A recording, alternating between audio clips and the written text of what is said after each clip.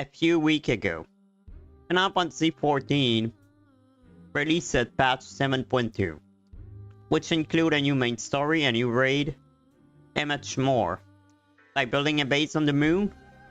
Seriously? Hello everyone, it's me, Panargon Valimar, your favorite cyborg dragon opponent of the world. In today's video, I'll be talking about the main scenario of this new patch, and I'll be sharing my thought on it. I haven't tackled the other content yet, like Arcadian Part 2, which look amazing, but that'll be for a future video. Spoiler warning, if you haven't reached this part of the story yet, you might want to skip this video. Now, let's dive into it.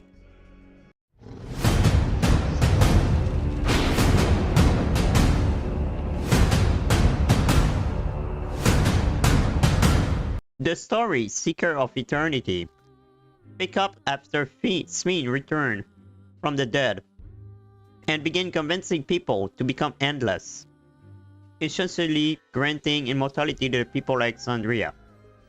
What I don't know is that it's required the use of other people's soul. Meanwhile, we witness the awakening of another Sven, who then immediately collapsed. Luckily, Ishtala find her and bring her to Solution 9. We learn early on that she's the real Sven, not an AI like before. She's been in magical stasis for 400 years due to a debilitating living sickness, but now she's ill. Naturally, she's confused at first, and we bring her up to speed with everything she's missed. We also gave her a tour of Solution 9, carefully avoiding the simulant version of herself that's still around. And honestly, the next hour of the story was just that. Giving Sven a city tour, delivering mementos, and listening to her reflect on everything that happened. In my opinion, it was boring. Way too long for no real payoff. Also, her reaction felt oddly calm. Like, girl, you've been asleep for 400 years. I'd be freaking out more longer than just an hour. What disappointed me even more was Calyx, the big villain behind everything. I expected a lot more from the main antagonist, if it's really the case. He completely lacked the charisma of a good mad scientist villain, in my opinion. He just seemed bored and exhausted, like he's one cut away from deathbed. Even his voice was making me sleepy. They really could learn into the crazy genius, a little like Ojo from Final Fantasy VII. Instead, we got the most boring villain in the series. I miss him at Self-Garrus and anything else, to be honest. That said, I did like the scene where he tried to wipe us out by redirecting all the Solution 9 power into a second bolt aimed at us. He just wanted to see if we were really as strong as people say. Our response? Is that all you got? I love at that moment, but still Calyx, he suck our villain. I really hope something happened to him in the next patch, cause I don't want to see him sticking around into the next expansion. I'm pretty sure he won't be the focus anyway. The next expansion seems more likely to revolve around the key that we have, but we know. After the confrontation with him and the simulant Sven, we find his hideout and begin the new dungeon. It wasn't the best dungeon ever, but I really like it, especially since we're exploring the ruin of Alexandria Castle. It reminded me a lot of the castle in Final Fantasy IX, which made me super nostalgic. The boss were fun too, even though I died a couple of times. Okay, maybe that was a skill issue, but still.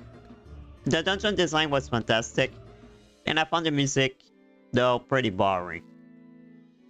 Right after the dungeon, we jumped straight into a trial against Sven's former knight, now a mindless robot version of her old self. The fight was tough at first, but I really enjoy it. To be honest, I was quite surprised that there was a dungeon and a trial in the main scenario back to back. They seem to do that more and more, putting both of them into the main scenario since Walker patches in the 13. Before that, each trial they added for a side story. It was cool having that, but it was easy to miss this content.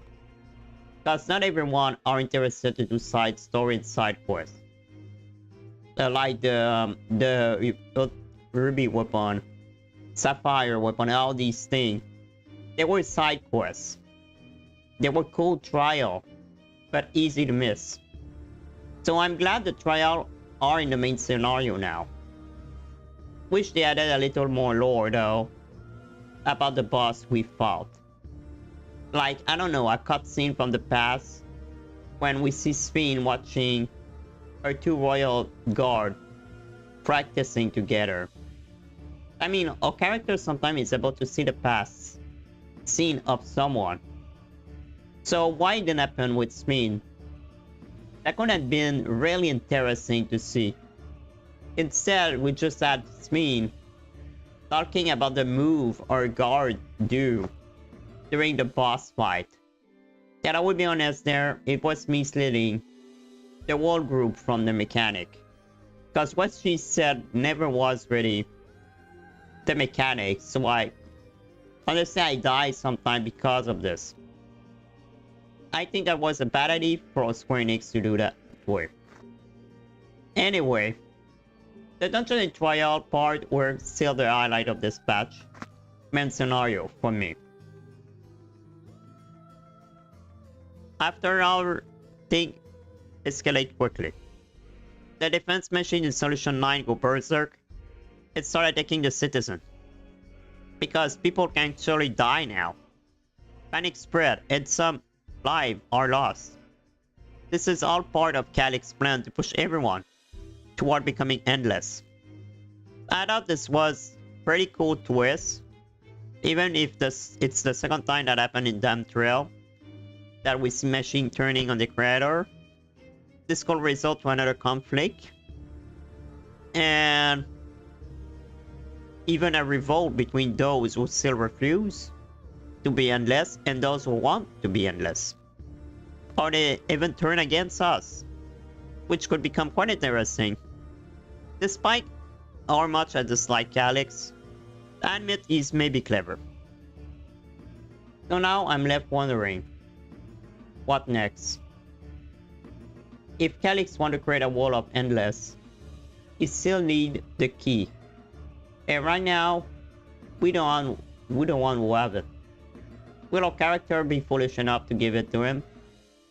Something I would like to see is to learn more about the past of Alexandria in all their glory, because aside the calamity that happened to them, we still don't know that much about the Nine Reflection. Is the world still exists? Why drove Calix in the first place and its group to create the Endless? Or was Sphene 400 years ago? And what a good way to answer those questions, by maybe traveling back in time, just during a patch, of course, an entire expansion. But I would like to see that during a patch, we see more about the old Alexandria. Not like the ending zone of Damn Trail, like just a VR thing. I mean, they did something similar with one of the 13 dungeons. Like we were in the past, and we saw what really happened before the 13 became darkness. I think having more lore about the past of Alexandria can be a great idea. But I guess we will have to wait and see. So guys, that's all I have to say about the Final Fantasy XIV patch 7.2 main scenario story. I'll be honest, I wasn't a big fan of it.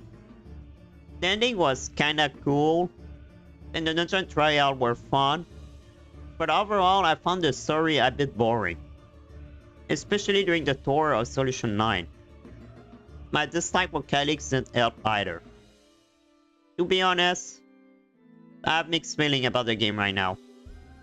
I really love it and still enjoy playing it for the other content, but I'm a little worried about the next patch, at least when it comes to the story. I can't say much about the rest of the content in the patch, since I haven't tried it at all yet. I don't think the moon really interests me, but we'll see. Anyway, that's it for me. And you guys, what did you think about the 7.2 story? Leave a comment below and let me know. Also, don't forget to subscribe if you want to see more of my content. I'm making short gaming playthrough video about the Trail series and more. I go live most night around 7 PM EST, aside Sunday, on YouTube and Twitch, if you want to hang out and chat. Thanks for watching everyone, and we'll see each other again pretty soon. Dragons offline.